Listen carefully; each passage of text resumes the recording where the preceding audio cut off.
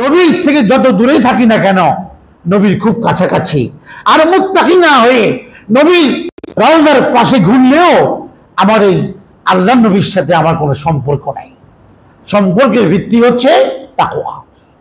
আমার ভিতরে যদি আল্লাহর ভয় থাকে, আমি যদি আল্লাহর ভয়ে সচেতন হই, হারামের ব্যাপারে, সন্দেহযুক্ত খাবার সম্পদের ব্যাপারে, আমি যদি অশ্লীলতার ব্যাপারে, গুনাহের ব্যাপারে সতর্ক হই, আর আল্লাহর সম্মানার্থে আমি গুনাহকে বর্জন করে চলি পবিত্রতার পথে, তাহলে আল্লাহর নবীর সাথে আমার সম্পর্ক অনেক মজবুত, অনেক স্ট্রং হবে। এটাই হাদিস আল্লাহ নবী বলেছেন, ইন্না আউলান নাসি বিল মুত্তাকুন। আমার সবচেয়ে কাছের তারা যারা মুত্তাকি, যারা খোদাভীতির সাথে চলে, এরা আমার খুব কাছের। এরা যেখানেই থাকে, যে অবস্থাতেই থাকে, সুখে দুঃখে, অভাবে স্বাচ্ছন্দ্যে, সর্ব অবস্থাতে তার ভেতরে তাকওয়া।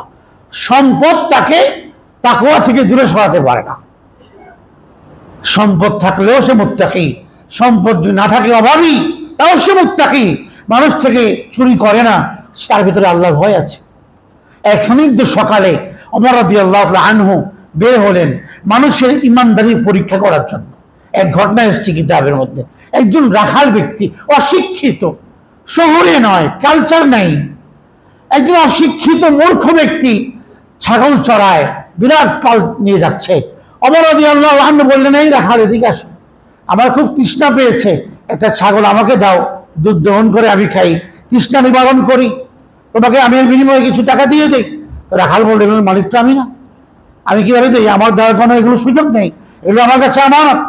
বলে, অসুবিধা নেই, এত বড় পাল একটা গেলে কি হবে? মালিককে বলবে যে কোনো হিংস্র প্রাণী ওটাকে খেয়ে ফেলেছে বা নিয়ে গিয়েছে। তো রাখালের মতো এক অশিক্ষিত ব্যক্তির অন্তর যে তাকওয়ার আলোয় উদ্ভাসিত, তাকওয়ার আলোয় আলোকোজ্জ্বল, একথাই ওমর রাদিয়াল্লাহু আনহু জানা ছিল না। উনি তার ইমানদারি পরীক্ষা করছেন। রাখাল বলছি, ইয়া হাযা ফাআইনাল্লাহ, যদি আমি আমার মালিককে না দেখেই কথা বলে দেই, বলতে পারবো, কিন্তু আমার রব তো দেখছেন আমি তোমার সাথে কি ধরনের লেনদেন করছি, তোমার সাথে আমার যে গিভ এন্ড টেক হচ্ছে, এটা কোন ভিত্তিতে হচ্ছে, রব্বুল আলামিন তো দেখছেন, রব্বুল আলামিন তো দেখছেন। ইয়া হাযা ফাআইনাল্লাহ, তুমি আমার মালিকের চোখকে তুমি এটাকে বাদ দিতে পারলে, আমার মালিকের চোখকে এড়িয়ে যেতে পারলেও রব্বুল আলামিনের মনিটরিংকে এড়িয়ে যেতে পারবা না। ওমর রাদিয়াল্লাহু আনহু বললেন, এক অশিক্ষিত রাখাল ব্যক্তির শিক্ষা নাই, দীক্ষা নাই, এর কিন্তু ভেতরে এমন তারবিয়াত, ভেতরে এমন দীক্ষা, এমন এক তাকওয়ার আলোয় আলোকিত হৃদয়, এ ধরনের মানুষ সমাজে যত বেশি থাকবে, সমাজে শান্তি, শৃঙ্খলা, নিরাপত্তা স্থাপিত হবে।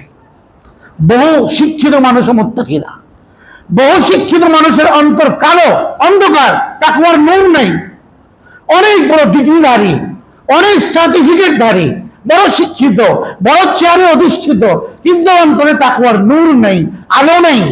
সেই ব্যক্তি ওই অশিক্ষিত মূর্খ রাখাল থেকেও আল্লাহর কাছে কম দামি। এক সাহাবী রাদিয়াল্লাহু আনহু, তিনি নাম ছিলেন, অত্যন্ত কালো সাহাবী, অত্যন্ত কালো একজন সাহাবী। রাসূল সাল্লাল্লাহু আলাইহি ওয়াসাল্লামের জন্য গ্রাম থেকে খাবার নিয়ে আসতেন, গ্রাম থেকে গ্রাম্য খাবার, শাকসবজি নিয়ে আসতেন, মদিনা শহরে বাজারে বিক্রি করতেন।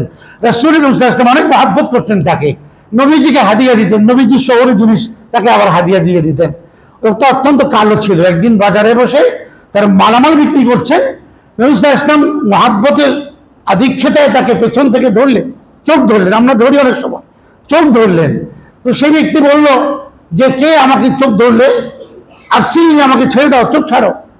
তো এই সাহাবী আর চোখ দেখলেন যে মুহাম্মদুর রাসূলুল্লাহ সাল্লাল্লাহু আলাইহি ওয়াসাল্লাম তাকে ধরেছেন। আল্লাহর নবীর সিনা মোবারক আর তার পিঠ একসাথে লেগে আছে। সাহাবী যখন বুঝলেন যে আল্লাহর নবী আমার চোখ ধরেছেন, তিনি পিঠটাকে আরো বেশি লাগিয়ে দিয়েছেন আল্লাহর নবীর পেটের সাথে, সিনার সাথে, যে এই বরকত হাতছাড়া করার সুযোগ আর সুযোগ করা হাতছাড়া করা যাবে না। এটাকে, এই সুযোগকে হাতছাড়া করা যাবে না। আল্লাহর নবীর পিঠের সাথে, পেটের সাথে, সিনার সাথে আরো বেশি ঘষতে লাগলেন। এরপরে বললেন সাহাবী যে, ইয়া রাসূলুল্লাহ, আমি অত্যন্ত কালো একটা মানুষ, অশিক্ষিত গ্রাম্য মানুষ, আমি আনকালচার মানুষ, আমাকে বিক্রি করলে আপনি কত টাকা পাবেন? আপনি যে আমাকে বিক্রি করবেন, করতে পারেন, কত পাবেন? আমাকে বিক্রি করলে কে নেবে আমাকে? রাসূল করিম সাল্লাল্লাহু আলাইহি ওয়াসাল্লাম তাকে যে কথাটা বললেন, সেই কথাটাই আমাদের জন্য জরুরি।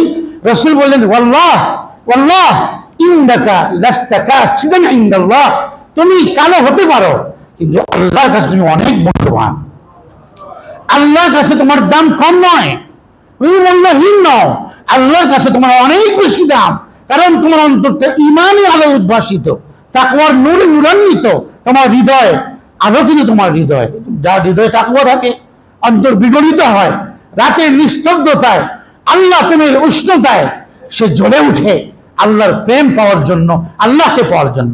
বিকাদরিল কাদ্দি তুকতাসাবুল মাআনি, যে পরিমাণ আল্লাহকে পাওয়ার জন্য মেহনত করবে সে আল্লাহকে ওই পরিমাণ পেয়ে যাবে। অমান তালাবাল উলা সাহিরাল লায়ালি, যে সমস্ত মর্যাদা আল্লাহর কাছে পেতে চায়, সমস্ত মর্যাদায় অধিষ্ঠিত হতে চায়, তাকে রাত্রি জাগরণ করতে হবে, তাহাজ্জুদ পড়তে হবে, সালাতুল লাইল পড়তে হবে। আল্লাহর সাথে বান্দার প্রেম, ইশক এবং ভালোবাসার সম্পর্ক স্থাপনে তাহাজ্জুদের বিকল্প কোনো আমল নেই। এজন্য আল্লাহর ঘরে হাজি, 5 ওয়াক্ত নামাজ যেমন পড়বো, যত্নবান হব, নফল সালাতের প্রতিও যত্নবান হব। নফল সালাতের মধ্যে গুরুত্বপূর্ণ সালাত হচ্ছে তাহাজ্জুদের সালাত, সালাতুল লাইল বা সালাতুল কিয়ামুল লাইল। এই নামাজ যত্নবান হতে হবে, তাহলে আল্লাহর ভালোবাসা অর্জন করে দেন। তো সাহাবীকে বললেন তুমি তো নিজেকে মনে করছো মূল্যহীন, লাস্তা ইনদাল্লাহি কাসিদান, তুমি আল্লাহর কাছে মূল্যহীন নও। তো আল্লাহর কাছে মূল্যবান হতে হলে কি করতে হবে, আমাদের করণীয় কি? আমরা তো চাই আমরা আল্লাহর কাছে মূল্যবান হব, মূল্যবান হতে হলে আমাদের কি করণীয়? ভাই, আমাদের করণীয় হলো আমাদের হৃদয় আত্মাকে আল্লাহর ভয় দ্বারা, তাকওয়া দ্বারা সুসজ্জিত করে ফেলা। এটা একটা পথ, এটাই একটা সৌন্দর্য। যদি আমার ভেতরে আমি আনতে পারি, তাহলে আল্লাহর আদেশ নিষেধকে মেনে চলা আমার দ্বারা খুব সহজ হবে, সম্ভব হবে। আজকের দুনিয়াতে অত্যাধুনিক টেকনোলজি সব আছে। ইরান মারছে ইসরায়েলকে, দোয়া করেন যেন আরো বেশি মারতে পারে, ইরানের পক্ষে থাকতে হবে এই পর্যায়ে ইহুদিদের বিরুদ্ধে। টেকনোলজি অনেক, অস্ত্রশস্ত্র আছে, অ্যাটম বোমা আছে, ডিফেন্সের লোক আছে, কিন্তু এগুলো মানুষকে মুত্তাকি বানাতে পারে না। যদি মানুষকে মুত্তাকি বানাতে পারতো, আজকের দুনিয়ার সবচেয়ে বড় মুত্তাকি হতো। ওই এত অস্ত্র টেকনোলজি আমাকে মুত্তাকি বানাতে পারছে না, আমাকে অপরাধ থেকে দমন করতে পারছে না। অপরাধ থেকে বাঁচার একটাই রাস্তা, সেটা হলো আমি যদি মুত্তাকি হয়ে যাই, আমার জায়গাতে অপরাধ ছেড়ে দেই, তাহলে এই তাকওয়ার দ্বারাই অপরাধ ছাড়া সম্ভব, গুনাহ ছাড়া সম্ভব। এর জন্য নিজের অন্তরটাকে তাকওয়ার আলোকে যদি আমি আলোকিত করতে পারি, আল্লাহর ভয় যদি আমার সাথে থাকে এবং আমি উপলব্ধি করি আমি যে কাজই করি না কেন আল্লাহ আমাকে দেখছেন, আল্লাহ আমার থেকে হিসাব নিবেন, এগুলো সবসময় মনের মধ্যে আমি আওড়াতে থাকি, তাহলে আমার ভিতরে তাকওয়া আসবে। আর সহজ একটা পন্থা আছে তাকওয়া অর্জনের, যা আল্লাহ পাক সূরা তাওবার 119 নম্বর আয়াতে বলে দিয়েছেন যে যারা হজ করে আসবে তারা সবার জন্য একটা মুত্তাকি হওয়ার সহজ প্রেসক্রিপশন আল্লাহ তাআলা করেছেন কোরআন কারীমের এই আয়াতে। ইয়া আইয়ুহাল্লাযীনা আমানুত্তাকুল্লাহ ওয়া কুনু মা'আস সাদিকিন, যারা মুত্তাকি, সাদিকিন, সত্যবাদী, আল্লাহওয়ালা, হক্কানি, রব্বানি, আল্লাহর নেককার বুজুর্গ যাদের অন্তরে তাকওয়া আছে, তাদের সোহবতে যাও, সান্নিধ্যে যাও, তাদের সাথে উঠা বসা করো, তাদের সহবত গ্রহণ করো। কারণ পরিবেশ মানুষের মধ্যে আসর করে, প্রভাব ফেলে। তো আমি যদি নেক লোকের সংস্পর্শে যাই, নেক পরিবেশে থাকি, তাহলে আল্লাহ তাআলা আমাকে নেককার বানিয়ে দিবেন। এই জন্য মুত্তাকি হওয়ার একটা সহজ রাস্তা হলো যারা মুত্তাকি তাদের সান্নিধ্যে যাওয়া, তাদের সংস্পর্শ লাভ করা। আল্লাহ রাব্বুল আলামিন আমরা যারা হজ করে এসেছি আগে বা এখন এবছর, সকলকে আল্লাহ তাআলা হজকে ধারণ করার, হজকে ধরে রাখার, আমৃত্যু এটাকে জীবন্ত রাখার তৌফিক দান করুন এবং তাকওয়ার সাথে আল্লাহর আদেশ নিষেধকে সুন্দরভাবে মেনে চলার মাধ্যমে নবীর প্রতিটি সুন্নতকে ফলো করে জীবনকে সফল করার দিকে এগিয়ে নিয়ে যাওয়ার তৌফিক দান করুন। ও আখিরু দাওয়ানা আলহামদুলিল্লাহি রাব্বিল আলামিন।